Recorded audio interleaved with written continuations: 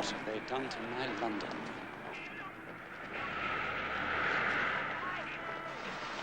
And I'll rap you on the head if you don't like it. That's why.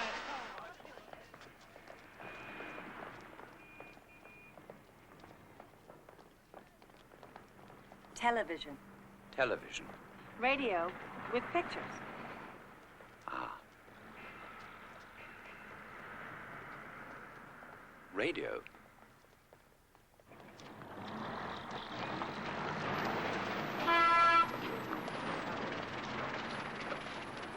Come on, we're gonna get you some new clothes.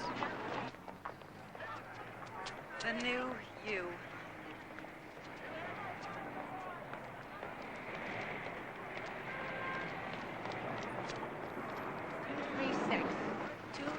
I prided myself on knowing every inch of the city. Now there's not a landmark to guide me. What do you mean? What do you mean there's no landmark? What do you call that?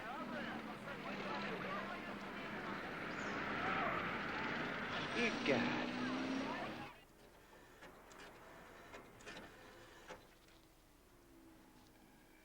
Houston, hi. It's Jane. How are you?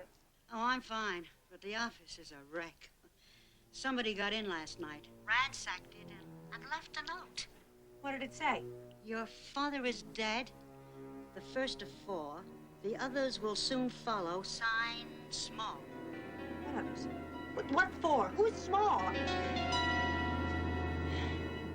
Well, what do you make of it?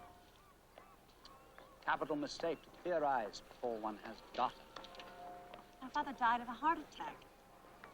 He said it appeared to be a heart attack, but if it wasn't? Well, in my day, such things could be faked with certain poisons.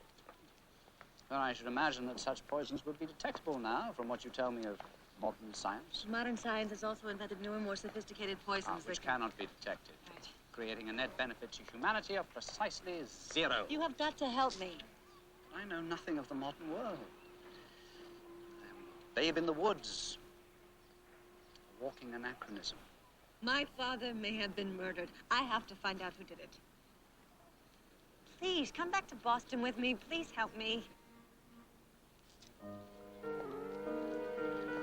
My great-grandfather said you could solve anything. Sorry, said too much.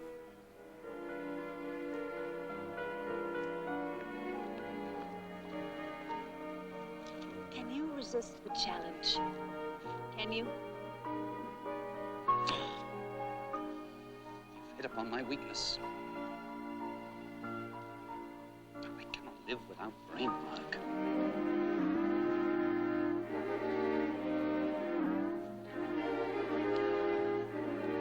Done. Done.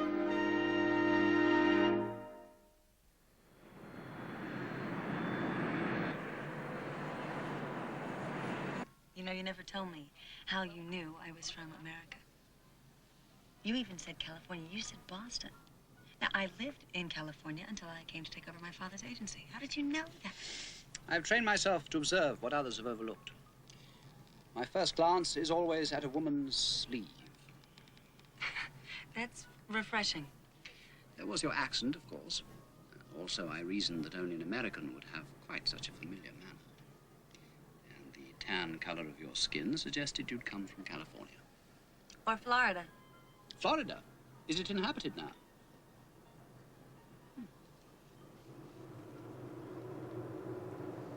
What kind of a vehicle is this? An omnibus? No, it's a plane. Ah. Travels on the plains, no doubt. Not exactly.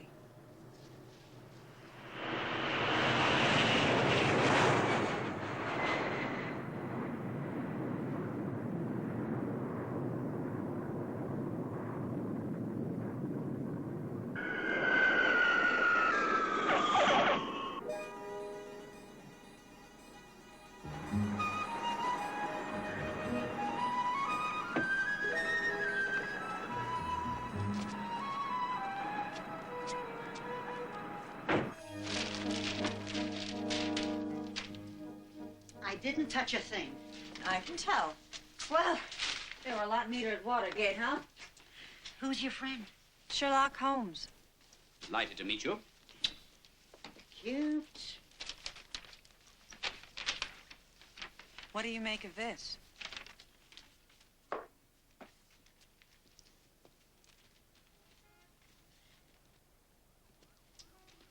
The stroke is unusually thick.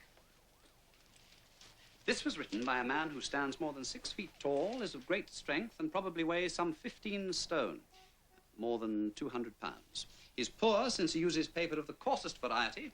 He lives in Boston, in fact, in this very neighborhood, since the note is unfolded. And he wears a cheap cologne. Holmes, that's absolutely incredible. It's incredible, all right. Madam, you doubt my conclusions? First of all, the police took the original note to analyze. I copied it down myself. I may be overweight, but I'm not 6 feet tall, and I'm not a man. The stroke is thick because I wrote it with a felt-tip pen, and the paper is coarse because you are holding a photocopy. And that cheap cologne is my perfume.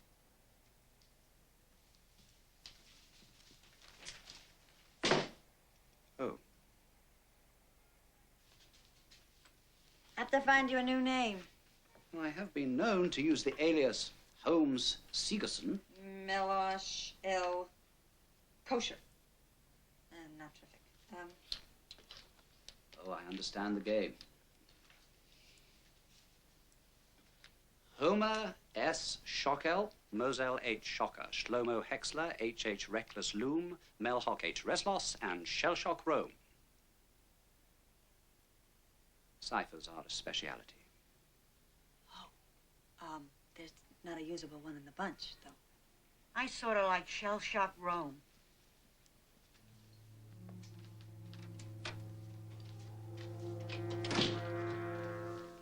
Excuse me, are you Jane Watson? Yes. My name is Violet Morstan. Would you come in, please? I live at the same address as you, 304J, but on North Broadway, not south. Right, yes, we get your mail sometimes. Would you step into my office, please? Thank you. Please sit down. This is my secretary, Ms. Houston, and this is my operative. Shell shock. Holmes Segerson, at your service. You're shivering, Miss Morstan. Shall we turn up the stove? Oh, it's not cold that makes me shiver. It's fear, Mr. Sigerson. It's terror. What happened? Well, when I read in the papers about the break-in at your office and the note signed small, well, this could have been a much more serious mistake than a mix-up in the mails. 5 days ago, my father, Carter Morstan, was killed. And the name Small was written on his desk calendar. I think the note you received was meant for me. Have we been working on the wrong case? So it would seem. Please, will you help me? Of course we will, my dear lady. We charge $250 a day. Plus expenses. That's That's absurd. fine. Well, then we'll be happy to work for you. Thank you. Watson, the game's afoot. And the room was set fire to after he was shot. Curious.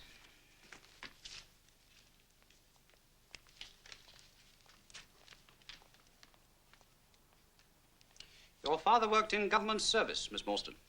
Yes, the FBI. Until about 6 years ago. How did you know? This pen, it's marked property U.S. government. You said something about a desk calendar? Oh, yes, over here.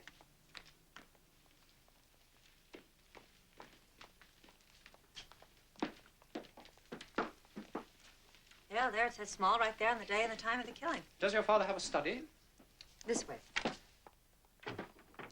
The pipes are occasionally of the most extraordinary interest.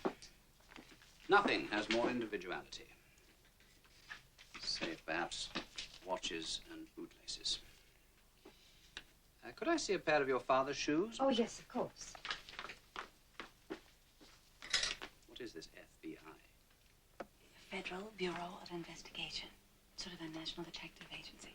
Did you see this? Morstan kept a scrapbook of all his cases. Could we borrow this? Oh, yes, certainly. I'd like to give you something else as well. I was supposed to go to the opera with my father tomorrow night. I couldn't possibly go now. Would you take these?